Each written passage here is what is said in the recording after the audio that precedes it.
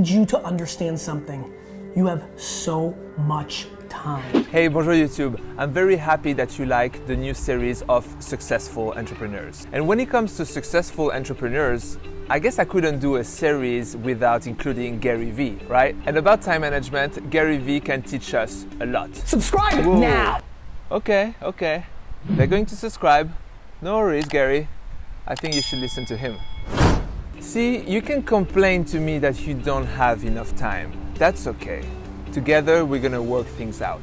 But if you tell Gary V that you don't have time, he's gonna lose his shit. Today, I'm gonna walk you through the 4 most important advice from Gary V when it comes to time management. Let's deep dive for the 4 time management advice from Gary V.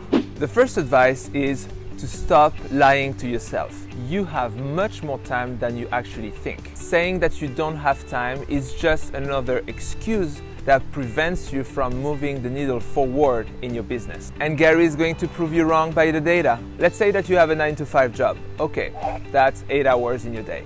Let's say that you commute an hour to get there and an hour to come back. Okay, that's an additional 2 hours. That sums up to 10 hours. Time with family? Okay, 2 hours when you get home. You may need some sleep at some point. 7 hours, would that be enough for you? So it gives you a remainder of 5 hours within your day. What are you doing with these 5 hours?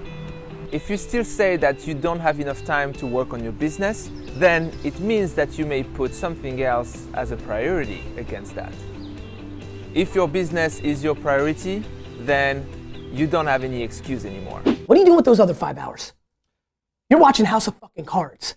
You're playing Madden. You're relaxing from the other intense 10. Gary, I already spent 11 hours. Well, great. Then don't complain or want more. Second advice is to constantly audit yourself. Always stay on audit mode to stop procrastinating. You may not believe it, but Gary will tell you himself he is a huge procrastinator.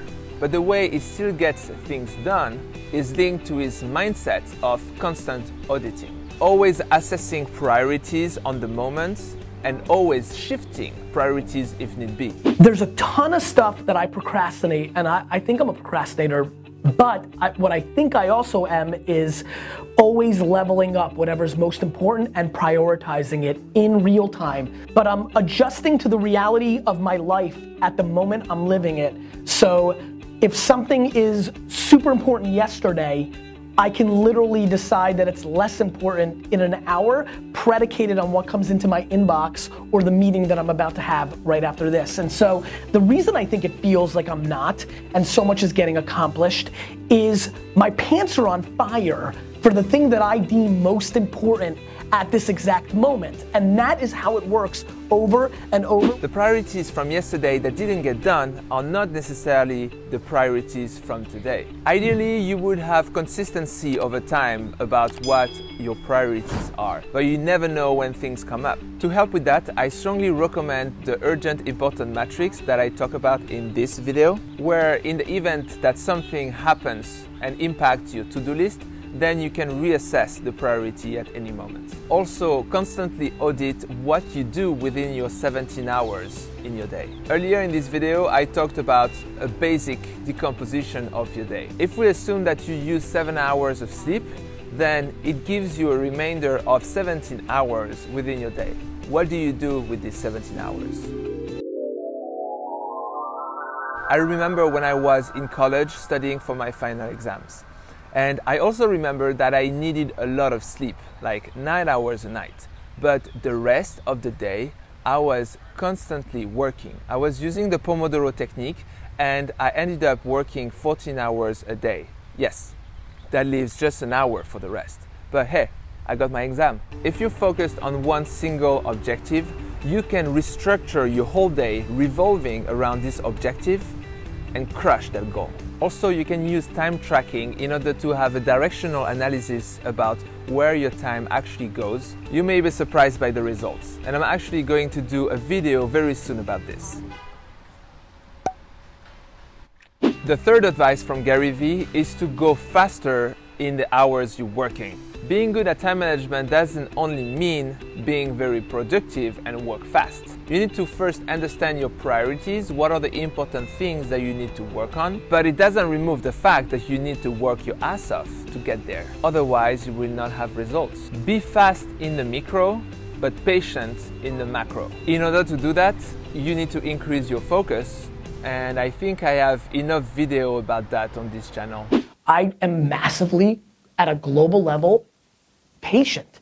But on a practical level and an execution level, I'm very fast. The last advice from Gary Vee is to stop judging yourself. The big thing that Gary Vee always talks about, and that is so important, is accountability. You are an entrepreneur. You are accountable. You are on the driver's seat. You are responsible for your successes, but also for your failures. But in case of failure, beating yourself up because you failed is not going to be constructive nor productive. It will just slow you down. Be fair yet gentle with yourself. Take the learnings out of your failures and grow. And if I quote Gary Vee one last time, don't judge yourself. Everyone else sucks too. Everybody sucks at something, right? Like, we all have shortcomings. And for me, it's like, why don't we just audit that? Like, why don't we just look at it that way and be like, all right, well, I'm good at this, but I'm not good at that. I love Gary Vee. He really impersonates tough love. And I love it. He's not judgmental, he's very caring, and he always have a very accurate analysis to share and to motivate you. What is the next influencer that you want me to cover in the next video? Let me know in the comment section below. Thank you guys for watching this video. As always, thank you for being here. Like and share this video if you like it, and subscribe if you haven't done it yet. Thank you, au revoir, à la semaine prochaine.